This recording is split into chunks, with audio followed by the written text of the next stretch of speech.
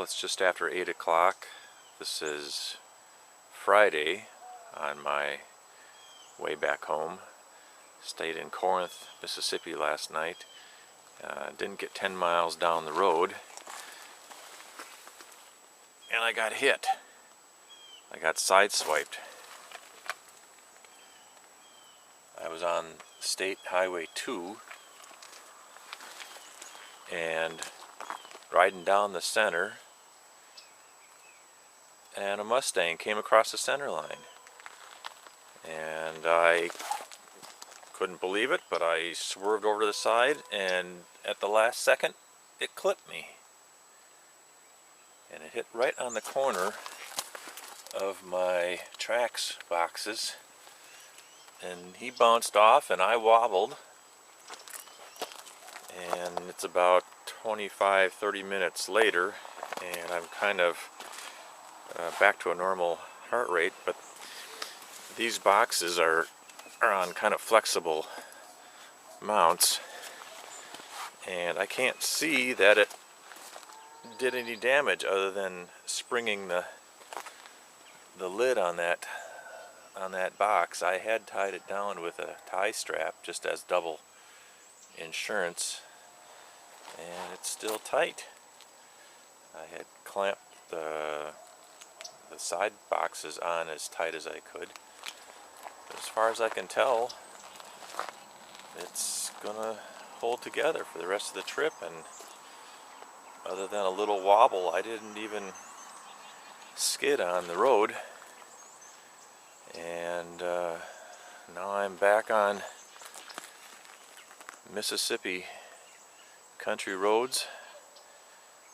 With any luck, about 260 miles from now, I'll be in Tula, Mississippi before the rain comes in tomorrow.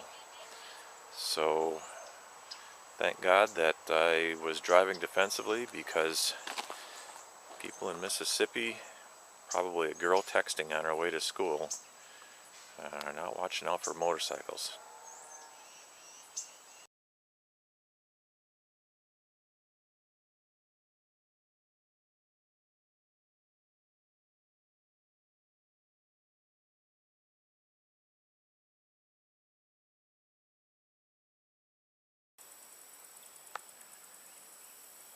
Well, this is the end of the Trans-American Trail for this year. Just over the hill is Highway 92, and that makes the corner where I head for home. It's mark 193.99. It's where the Trans-American Trail turns north. That runs along the same route as the Trans-Arkansas Trail for a few miles. And from there, I go south. If I go cross country, it's 120 miles through the Ouachita Forest, or if I cut down the highway, it's about 80 miles by highway to Hot Springs Village. So this is the end of the Trans-American Trail for this year, and with my Suzuki, next stop is the Trans-American Trail western section, but that's going to be with my Yamaha WR250R, a little more off-road capable. Nothing bad about the Suzuki on this eastern section of the Trans-American Trail. Everything held together just fine. I did lose my chain guard. One of the bolts came out, so I had to throw that thing away. And other than getting sideswiped and ruining one of my boxes, punching a hole in there and denting the top, everything is fine. So I stopped at the last mud puddle on the road, which is fitting. We had about a ½ an inch of rain this morning, just enough to get everything good and wet and muddy. So it's going to take me a long time to get everything cleared off, but all the preparations and all the equipment leading up to the ride just went fine. The skid plate and hand guards and all the other equipment. Let's see what we've got here so far.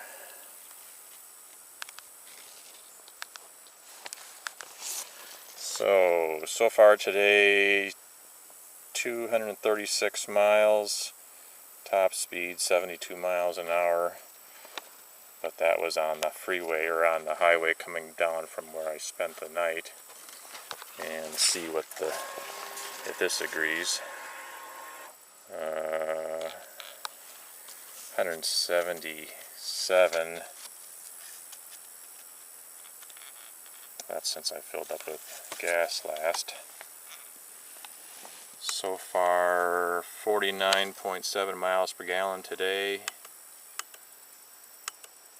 And since I left home, 1,700 miles, so it'll be just about 1,800 by the time I get home.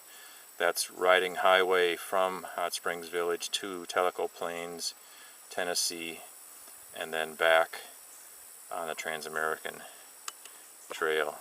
Overall, since I left home, 1,700 miles, 50.5 miles per gallon. 177 since I reset that when I filled up with gas. So this is 236 since I started this section of the ride, which actually was from the casino in Tunica, where I had hoped to stay last night, but that never happened because they were sold out because of a goofy blues festival. So again, this is where the Trans-American Trail turns north, and I'm heading south. It's been a great ride. 3.5 days from Tellico Plains to Hot Springs Village.